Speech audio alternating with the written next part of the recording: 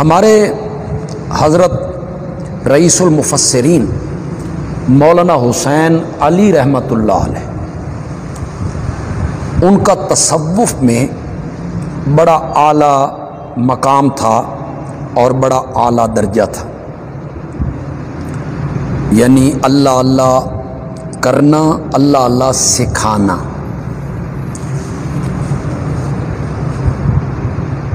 رزق حلال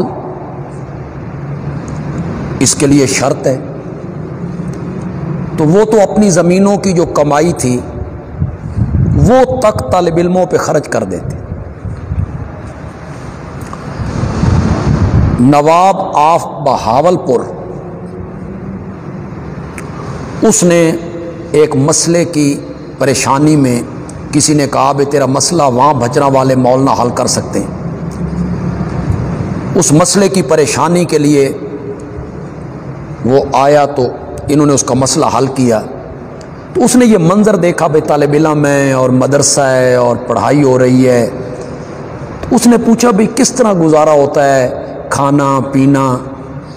حضرت صاحب نے فرمایا بس اللہ دیتا ہے، چلتا ہے کام۔ اس نے کہا میں بہاولپور کا نواب ہوں، یہ جتنا خرچ ہے کھانے پینے کا یہ آئندہ میں دیا کروں، آپ کا سارا خرچہ طالب علموں کا میں دوں۔ یہ جو کئی حضرات میرا دورہ سن رہے ہیں، ہمارا بھی مدرسہ ہے، کئی حضرات جو سن رہے ہیں ان کے بھی مدارس ہوں گے، محتمم کو اگر اس قسم کی آفر ہو جائے کہ سارا خرچہ میرے ذمہ، تو اس نے تو آنکھیں بند کر کے اس بندے کو جنت کا سرٹیفکیٹ دے دے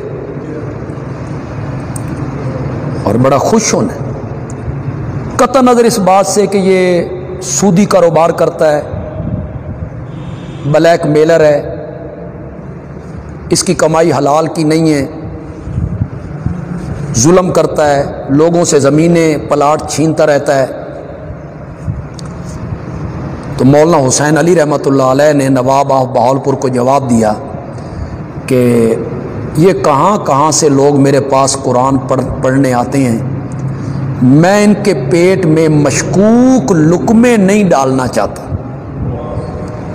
آپ کی کمائی زمینیں اس کو پانی دینا پتہ نہیں کس طرح ہوگا۔ مولانا حسین علی نے اس کی اس آفر کو قبول نہیں کی۔ تو تصوف میں ایک اعلیٰ مقام تھا ان کا۔